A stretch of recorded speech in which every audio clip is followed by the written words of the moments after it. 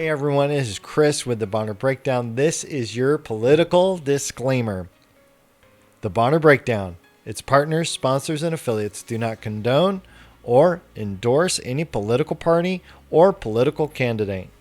As a host, I'm an active listener, so I will often nod my head along to let people know that I'm listening and trying to discover more about who they are. So in that process, my nodding is not necessarily a voice of agreement, but that I'm listening. I hope that you keep that in mind as you watch today's episode. Like, share, follow, subscribe. Make sure that you are sharing out, whether you like it or dislike it. Interact with us online as much as you can. That helps the Bonner Breakdown continue to grow. So with that, we thank you so much for watching and have a great day. Hey everybody, it is Chris and welcome to the Bonner Breakdown. This, of course, is episode 28 with Butch Horton. Butch, we're so glad to have you with us today. And one of the things that we do at the beginning of every episode is what we call the good report.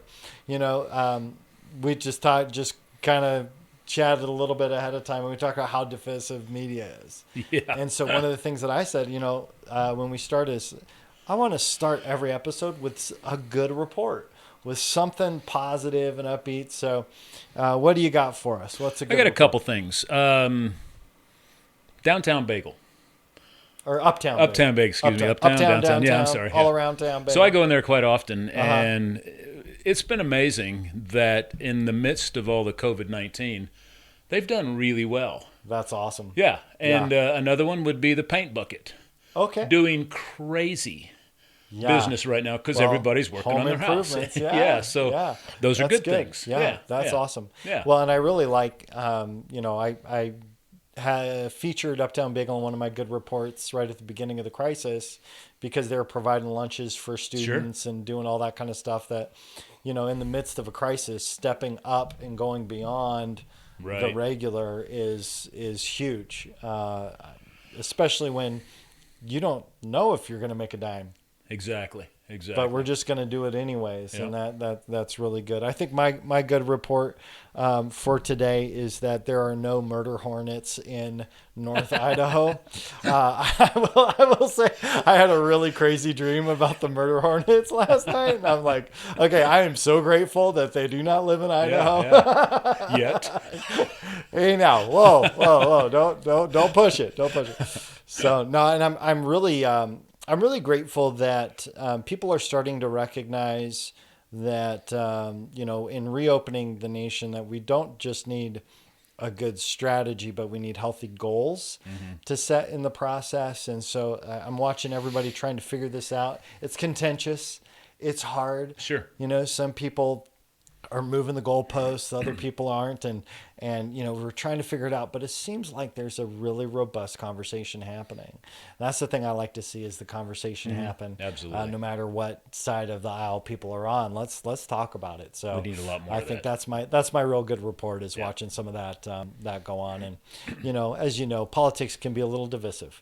A little bit. And can be a little difficult. So, well, Butch, let's jump in. Tell us a little bit about yourself. Where are you from? Where'd you grow up? Actually, let's go way back. Way back. I was a military brat. My dad was in the Air Force. Okay. So literally all over the South. I'm actually originally from Florida. You know what? What? I did not mean to interrupt you, but we have to do a cheers to the good report. I just realized. Cheers. Cheers. All right. To the good report. To the good report. See, that's the nice thing about just being in the studio and just doing one take. So, military brat, Air Force. Yeah, so military brat, Air Force. Actually born in Florida a long time ago. Okay. Spent time in Europe. Subsequently, as we moved all over the country, we ended up in the Strategic Air Command Hill Air Force Base in Ogden, Utah. Okay. So that's where I kind of ended up as a kid. Graduated high school there and went in the military from there for 6 years. And got a 2-year degree in pre-engineering at Weber State College in Ogden. Yeah.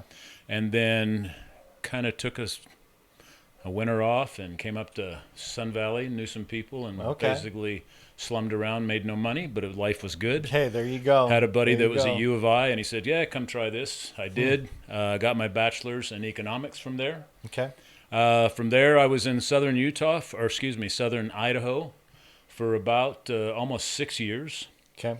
And after that, we were in Salt Lake, where I met my wife. Okay. So we were in Salt Lake for a long time and have actually been in Bonner County now for going on 2 years. Okay. So All yeah, right. yeah. Yeah. So you guys moved up from Salt Lake. Salt Lake. Yep. And what drew you up here? So we have a son that lives over on the coast, Bellingham. Okay. And we wanted to get close to our first grandchild, of course. Good for you. And we Congratulations. We kind of looked at that area, a little too rainy, a lot of other reasons. Mm-hmm. So we kind of ratcheted this way. Mm-hmm. And even though I went to U of I think I came up here maybe once the whole time. Sure. Yeah. Poor and starving, and that seemed like such a huge drive. But we actually came over here in February about 3 years ago and just went, wow, this is kind of cool. Right. So we came back a couple times and just looked around looking for that kind of retirement place, and here we are. That's awesome. Yeah. That's awesome. So then, you moved around a lot. What were you doing? What was kind of your line of work? Several things. So out of college, I worked for Best Western. I was a food and beverage director for 6 years for a private group. Yep. That's how I went That's how back. hotels work. Private groups. Yes. Yep. And Yep. he owned a lot of them. Okay. I kind of left them. I went back to Utah for Comfort Inn. Okay. So I worked there for a little bit and just really good training. However, the hours and the money are horrendous. It's a little intense. So from there, I actually got into the car business. Okay. I was running a bar and restaurant for Comfort Inn in Utah, and one of my bouncers had become a used car manager for a big mega dealer down there. Mm-hmm. And he said, hey, come try this. And I go, no, not car sales. But anyway, I did that, and I did that a long time. Okay. Subsequently, finance, operations. I was the group sales trainer, GSM, general manager, worked for Ford, Toyota. So I did that a lot. So a lot of really great experience. Cool. Especially on the budgeting side, because that's can be a tough business. Mm-hmm. It's like the old adage, what have you done for me lately? That's what the owners say. Yep. And then from there, I kind of just got out of it, got a little disheartened. I thought I'd always be the guy to make it change, and didn't really happen. Mm-hmm. So I actually went to work for a government contractor, service-disabled gentleman that works primarily in the VA hospital system.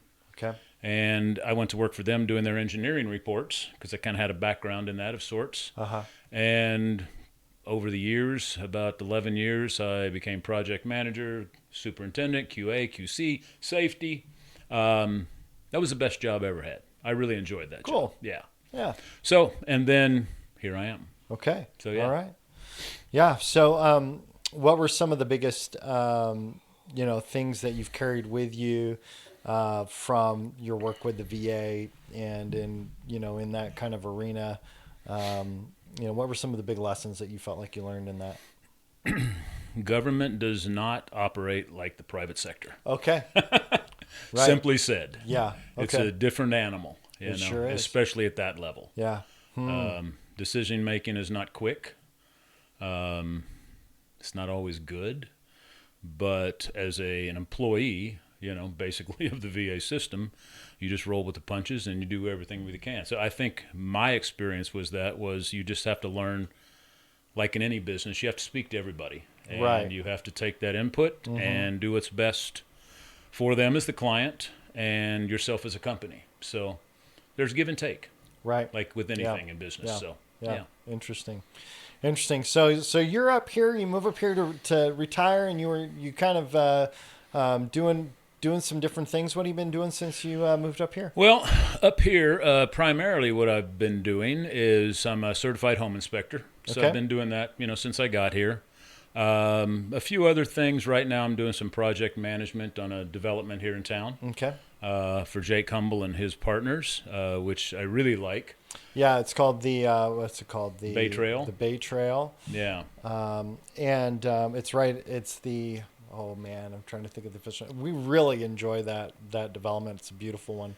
Yeah, it's incredibly well done. Yeah, I like what they're doing there. Yeah, the way they're doing it is how most developments should be done. Yeah. good green space. Yeah, just well done. So you're doing some project management there? Yeah, I'm just kind of doing kind of almost a consulting. So I'm really representing Jake and his partners with the existing homeowners and all the contractors, kind of the go-between. Yeah. Okay.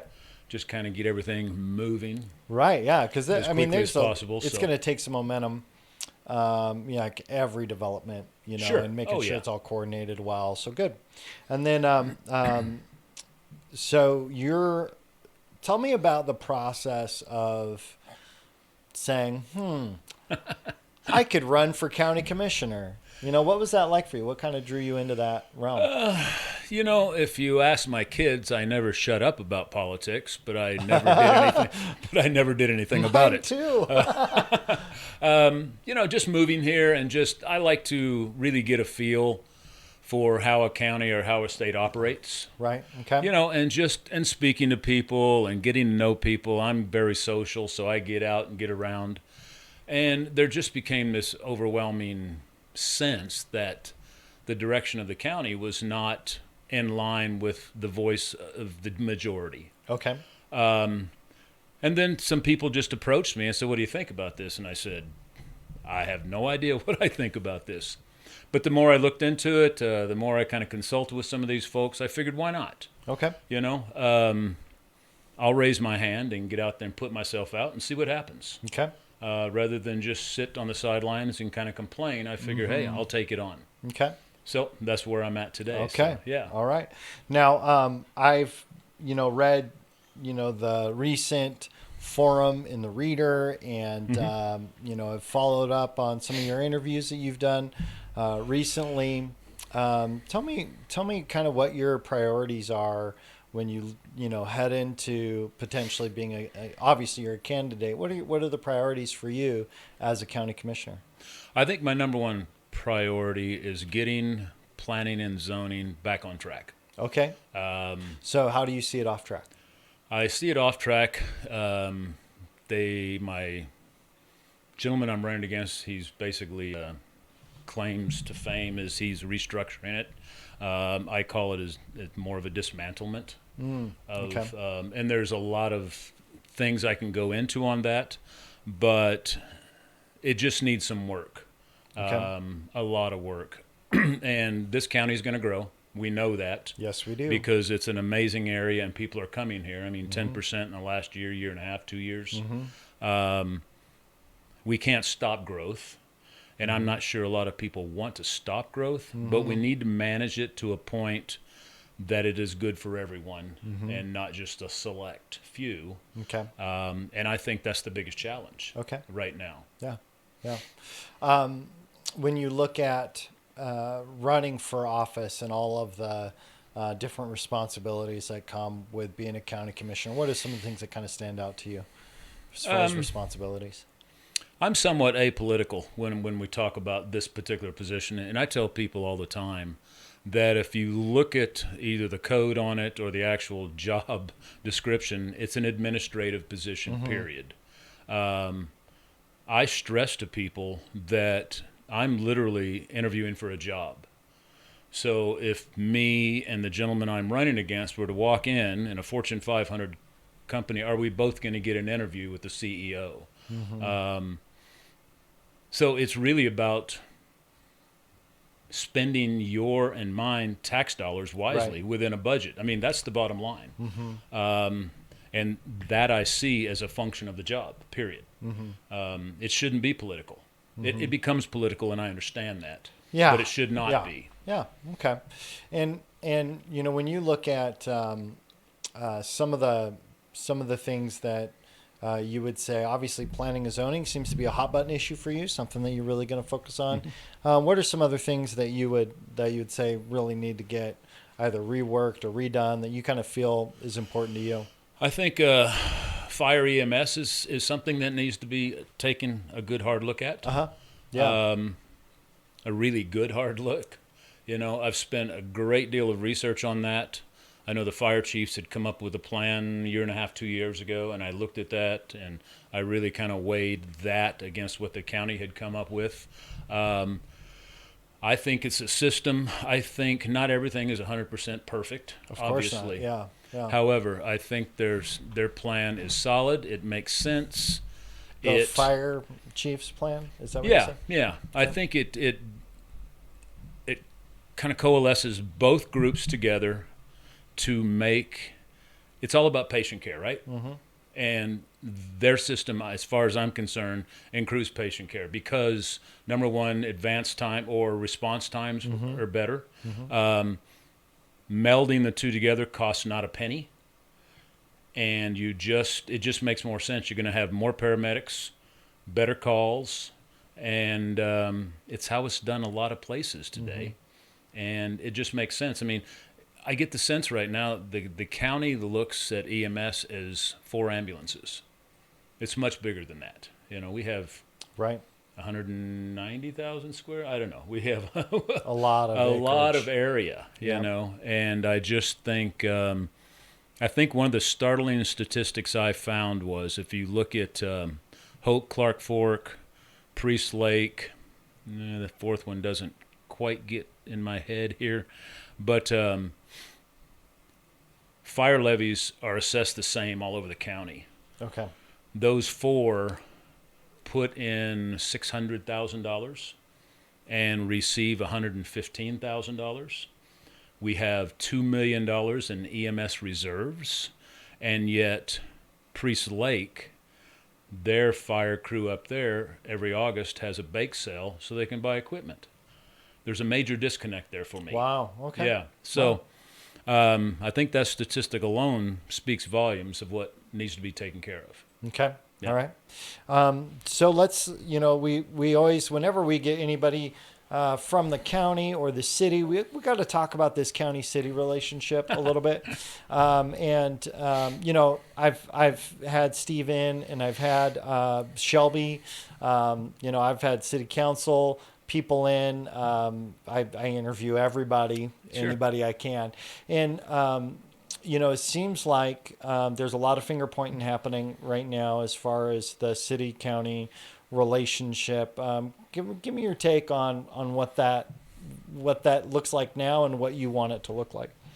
I think to boil it down is, the county and or the city, and I can't speak for the city, and I really can't speak for the county, but going Correct. into the Yeah. county, Yeah. what I would do is try harder. Don't go to litigation just with one letter. Get out of your chair and go knock on a door. That's how private enterprise works, and government should too, especially when you're dealing with it. We don't all agree, and we may not all like one another, but what we have to do is Right. take into consideration the 45,000 people that pay taxes here. We're 70 grand from the county, 30 grand from Sandpoint, and they're actually being double dipped, so we're 100 grand to this point. I think more could have been done. And it's just, and I support the Second Amendment. Don't get me wrong. However, I don't know why. I can't wrap my head around why we are suing on the behalf of an individual. Number one, and number two, it's just a matter of me of really if it's something you really wanted to fix, go talk to somebody. Yeah. That's been something that's been interesting because it seems like I totally agree in the sense of like we've got to have more conversations. One of the hiccups that I hear about, get your opinion on it, is that in order to have a conversation with the open meeting laws, that it needs to be an agendized meeting, and you've got to put a ton of formality around it just to have a conversation about anything. Having to do with anything. Yeah. And so we've got to put so many structures in place in order for us to not, whether you're at the county or the city, to not be liable for lawsuits or, all that kind of stuff. So with that in mind, and you look at, okay, do we have to have, because having the conversation, I think is great, and being able to knock on the door. What do you think about some of those constraints that's what I hear is a big reason why, well, I can't just go and knock on a door because then I'm in violation of open meeting laws or, that type of thing. What do you think about that? I think that's an excuse, Okay. personally. All right. I think if it's important to you and important to the taxpayers, if it takes a little bit of work to put all those things together, you just do it. Oh, there you go. Okay. Yeah. Yeah. Simple stuff for me. Yeah. You know? Yeah. Yeah. And I think that I think all county commissioners and city council and mayors and everybody has enough of a platform to say, here's what I want to have happen publicly Sure. in such a manner that other people can go, oh, okay, that's what they want to do. Let's set it up. So Yeah. I think to your point, that's really good. Now, when you look at the lawsuit between the city and the county, right now you said, hey, I'm a supporter of the Second Amendment.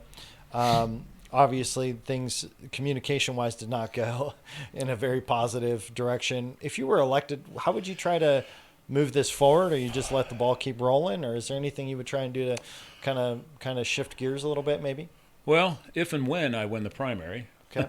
which is a couple weeks out, I won't take office until January of 2001. Mm-hmm. So 21. Yeah. 21. I'm sorry. Yeah. So I would hope it's put to bed by then. Yeah. Okay. So I have a feeling. I have a feeling it will be. I mean, it has to be. It has to. Well, be. the sheriff just asked for summary judgment, Right. Yeah. on that, which is good. Like, okay, let's get this thing figured out. Of course, the first time they went through and asked, the judge rebuffed that pretty hard. So, And at first they asked for a 45-day stay. uh-huh. You can't start the bus down a hill and go, oh, let's stop it right now. Yep. Yeah. Right, So yeah. I don't know what those signals are, and I don't try to interpret what that means. Okay. Okay. I guess 26th of May is the meeting. I what I didn't hear, see, I didn't see when it. Yeah, when it was. for some reason that sticks in my head. Okay. Yeah. Okay. So So, what are some other things that you really would like to see done differently, at the county? I think just openness, Okay. just plain and simple. I mean, it's not rocket science. I hate to say it that way, but I just think just an openness with the taxpayers, that everybody has a place, everybody has a voice. Mm-hmm. You don't air your personal dirty laundry on Facebook. You do your job when you're at the county commission, because those people are paying your salary. You just do the job at hand, and then you go home on the weekends and you be a private citizen. But everybody has to have a voice. It cannot be one-sided. So how do you, and I'm just curious, I haven't thought about this, but how do you correct the record? As a public official, what are some ways that you would go about correcting the record? Because it seems like left, right, center, everywhere, everybody's got a whole lot of opinions, and some of them aren't based in fact. And so how do you, as a public official, what are some ways that you would want to correct the record? How would you do that? Here's one thing. They have the commissioner meeting every Tuesday morning at 9 o'clock. Yep. My question has always been, why isn't that held in the evening? Who shows up at 9 o'clock in the morning? Staff, reporters, a few. Precisely. And people. a few citizens can make it. But there's plenty of people that would probably like to go if it was accessible. But, hey, they're working, I think that increases the opportunity for more voices to be in the room and look at what's going on. Okay. I think that's a simple fix. Okay. I think just more open and transparent, more... I think weirdly enough, I think the website is cumbersome to get any information if you're just a normal person. Yeah. Trying to figure out anything that's going on there. I think there's a lot of steps just for, lack of a better term, transparency that can be taken. So what kind of gets you, really, passionate and fired up when it comes to, whether it's politics or life or family? Like what drives you? What drives me? That's a good question. I think a lot of things drive individuals, but I don't care for bullies. Okay. Never have. Never had much stomach for it. So what drives me is I like to, that's a tough one. I'm kind of the sheepdog, I guess. Okay. Yeah, sure. There's a lot of people that have a voice that have either become apathetic or just afraid or whatever it is. I don't know. But I think they need a voice, and they need a place to have that platform. And even if it's privately with me as an individual, it is my duty, if I'm a commissioner, to take their voice and express it so everyone else can hear it. Yeah, I think that's what drives me, is just those people that have become disenfranchised because of either bullying or being yelled down. Yeah, that would definitely what drives me. Okay. Yeah. Yeah. So as you look ahead and we got this election coming up and everybody needs to go online and get their absentee ballot or stop over at the Bonner County building and get your absentee ballots all set up. I went online, did it yesterday. It took less than 2 minutes. It's very simple, easy to do through the Secretary of State. But how do you feel like the county's doing right now with the response to the coronavirus and kind of the management of that? Because you'd be right in there having to deal with all that right now if you're in place. Yeah, I think they've done a good job.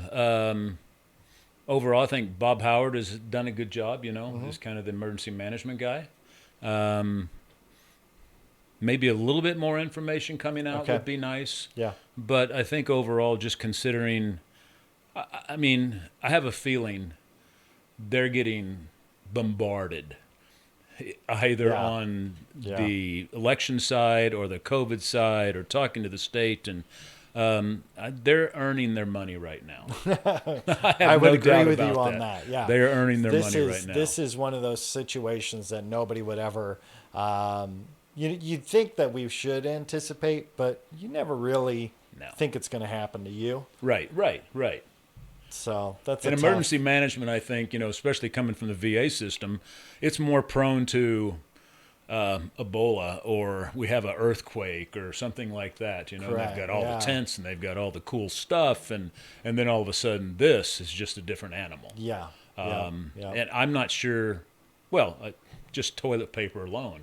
Are we ever prepared? Right. Crazy. Yeah, right? Yeah, that's pretty wild. It's pretty wild. So when you think about some of the ways that there's improvement here, we look at housing. When we look at development and growth, you mentioned that was something that you were looking at as something being really important to you. What is kind of your take on that? What do you think needs to shift and change as far as being able to steer us towards a healthy growth plan? Taking the comprehensive plan, which was developed over 16 years, which was a good plan. There was really nothing wrong with it. And going back to it, I mean, within growth and planning, I'm a real big advocate of water quality. And I think that's one of the things that's really lacking in our planning right now. Is just building location permits, setback requirements, administrative variances where you can just, the planning zoning guy can just say, well, I like 30% here. So you go from 40 foot off of like a stream or a lake or the lake specifically. Now you're 28 feet. 40 feet was there for a reason. And he can just make that decision now. So it's been taken out of the hands of, literally, as far as I'm concerned, out of planning and zoning. Economic development, I know Commissioner Connolly is involved with that group. And I'm a big advocate of those types of groups. If you look at the Panhandle Forest Collaborative, amazing group of people. What they've done in 9 years, I mean, I think probably the first 2 years they fist fought, but they've done some really great things. Right. And those types of things are what we need to do. I don't remember, but I know of the Bonner Regional team, which was kind of the same group, disbanded. But there's several groups out that like that out there that have stakeholders in the county, be it government, be it private enterprise, whatever it is, but they all need to come together.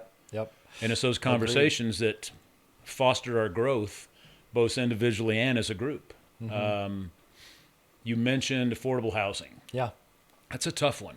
Yeah. And that's honestly, it's one of those things I don't have an answer to. I spoke at a Kiwanis meeting, and in the room was a young man that's a bank manager here in town. And we were talking about the Bay Trail retreat and how one of their things was affordable housing. So we kind of hit a low mark at $220,000. Yep. And he's pretty bright, and he did the numbers. And he said, okay, here's the average worker. They can't afford that. Yep. And I thought, man, what Yeah. do you do? Yeah. And That's the $1 million question. yeah, this is What do you do? This is so in light of that kind of information, to me, just personally, I'll say that I think it's really important for people who are setting the tone for planning and zoning and who are looking ahead and looking to the future to think about how do we creatively begin to solve some of these problems, because kicking the can isn't working. No. And so there needs to be some different out of the box ways of dealing with an out of the box issue. Sure. Because the affordability crisis is extreme, and as you know, that's what I do with the housing agency. So you know better than I. yeah, it's intense. It's intense. And here's the one thing that I will say about the retreat at Bay Trail is that they are adding quantity. Allowing for there to be more units will help maintain a lower price. Right. And that's a whole supply and demand, Sure. basic economics. But the reality is with real estate, when we can get either more units or higher stacking or some of these things, which some of that nobody wants anything to do with here. You're like, we don't want high rises. Right. But, one of the realities is we have to create density in order for prices to come down. And so looking at that project there in Ponderay was great for me, because I'm like, that's providing the density. It's increasing the number of units. That's an A+, for me, because that's a big Green space. a big issue. Yeah, it has all exactly. the other it has all the other other things. added attributes. Have you done any work looking at, how would you suggest that we get stakeholders in a room? Because we did the Bonner Regional Team thing for a season, and we had CFOs and HR directors from companies there, not just government officials. Sure. We had nonprofits at the table. We had a bunch of different people. Private enterprise. It was never a government only Right. exercise. It was everybody who had a vested interest. So what do you think would be I think that's good the key. solution? I think you have to be willing to participate as a commissioner. You have to be willing to reach out and maybe bring people in that. I think at the end of the day, as a commissioner or any job, you need to realize what your limitations are. Okay. As an individual. I've worked for some pretty amazing guys and women, and I think, in fact, several on both sides. But I can tell you the reason a lot of them were incredibly successful, because they were big vision people and very driven, but they recognized within themselves that they didn't have all of the attributes to get things done. They were great leaders. And you hire great people to make you look awesome, Yeah. And it's true. Okay. And I mean, incredibly successful people, but they know how to always build a knew that team. about Yep. themselves. Yep. I have a vision, but I can't do this piece of it. Right. So I need to find that person that can. I'll look great in the end, but they're helping me achieve not only my goal, but all of our goals. Yeah. And I think Yeah. that's at its core what needs to be done. Okay. Any other thoughts on county commissioner and running for county commissioner? It's been interesting. It has. What's kind of surprised you the most about the process? Well, surprising is the fact that for the first time I decided to do this is the kind of campaign we had. And I'm more of I'd rather sit down in a room with people and talk, So this has been really more of a email campaign and placing yard signs with people on the porch waving. and just a lot of phone calling. Yeah, So it's been a little contrary to who I am. Okay. You know, and it's been humbling, and it's been irritating. You know, all at the same time. Sure. I've certainly got my share of how do I put it, nasty stuff from people, which I expected that going in. Of course. You know? Yeah. But you just roll with it and you move on. Mm-hmm. And I've always stressed when I get those, you know, I'm putting myself out there. Are you?